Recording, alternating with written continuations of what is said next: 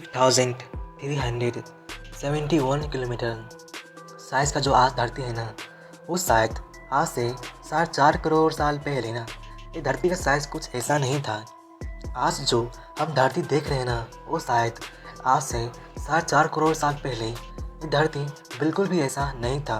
और हम बात करते तो उस समय ये धरती मोल्टेन रॉक का गोला था।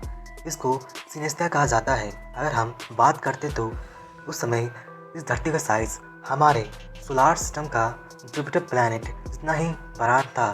तो फिर अचानक से ऐसा क्या हुआ जो धरती का साइज़ बदल सा गया। तो उस समय धरती से एक लार्ज प्लैनेट, इसका साइज़ लगभग मार्स जितना ही होगा, वो धरती से ना हाई स्पीड टकराया था और इसके टकराव से धरती का एक बड़ा सा हिस्सा टूटकर टुकड़ों में बट गया। पर धरती का हाई ग्रेविटेशन फील्ड की वजह से ये सारा टुकड़ा मिलकर एक नया प्लैनेट बदल गया। इसको हम और आप चांद कहते हैं। अगर हम बात करते हैं तो चांद हमारा धरती का चक्कर एक साल में लगभग 13 बार लगाता है। इतना ही नहीं, कई साइंटिस्ट का ये भी मानना है चांद आने के बाद ही धरती पर जीवन का शुरुआत हुआ था। पर कैसे और क्यों, मतलब सोच कर गजब से लगता है ना। पर अब सवाल है क्या होगा अगर, या क्या होगा अचानक से धरती पे से चांद गायब हो गया। तो बहुत लोगों को लगता होगा अरे क्या होगा, ये तो बस हाइपोथेसिस ना। पर मैं आपको बता दूँ, नासा के अकॉर्डिंग चांद धरती से हर साल कुछ इंच दूर जा रहा है।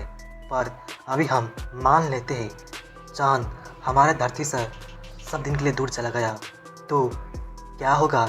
तो आइए आज चलते हैं इस काल्पनिक दुनिया में जहाँ पे धरती के पास चांद नहीं है। अगर ऐसा होता है तो आपको जानकर हैरानी होगी, धरती पे कयामत आ जाएगा। और ये कयामत इतना भयानक होगा जो हम और आप सोच भी नहीं सकते। पर अब सवाल है ऐसा क्यों होगा। तो जवाब भी कॉमन सा है, क्योंकि जो ओशन फोर्स लगता है ना, वो दो तरह के फोर्स होता है। एक तो खुद चांद हो गया, दूसरा सन हो गया। पर जो सन का फोर्स होता है ना ओशन पे, वो उतना ज़्यादा नहीं होता, क्योंकि जो चांद और धरती का डिस्टेंस है ना, उससे 400 गुना सन और धरती का डिस्टेंस है, इसलिए ऐसा होता है। पर अगर चांद गायब होता है तो सन का जो फोर्स है ओशन पर डायरेक्ट लगेगा। इसकी वजह से ओशन में इतना तेज़ लहरें उठेगा। इसके वजह से इतना भी देश है, शहर है, आइलैंड है ओशन के नज़दीक, वो सब पानी में डूब जाएगा। इतना नहीं, कहीं पर बहुत तेज़ ठंड होगा या तो कहीं पर बहुत तेज़ गर्मी। कुछ ही पल में कहीं पर ठंड पड़ने लगेगी या कुछ ही पल में कहीं पर बहुत तेज़ गर्मी होने लगेगा। ये तो कुछ भी नहीं है। जो धरती 23.5 डिग्री एक्सिस में रोटेट करता है, मतलब कुछ ऐसे टेढ़े होकर ये एक्सिस रोटेशन चांद ही मेंटेन करता है। पर अगर चांद गायब होता है तो धरती का जो एक्सिस रोटेशन है वो भी अल्टर हो जाएगा, जिसकी वजह से अभी जो धरती पर एक दिन में ना 24 आवर होता है और सिर्फ 100 आवर हो जाएगा। मतलब साफ है, दिन और रात छोटा हो जाएगा। ये तो कुछ भी नहीं है। धरती पर हवा की रफ्तार 400 किलोमीटर पर आवर से बहने लगेगा। इसके वजह से जितना भी ऑर्गेनिज्म है, फ्लाइंग बर्ड है, उन सब का लाइफ संकट में आ जाएगा, खतरा में आ जाएगा।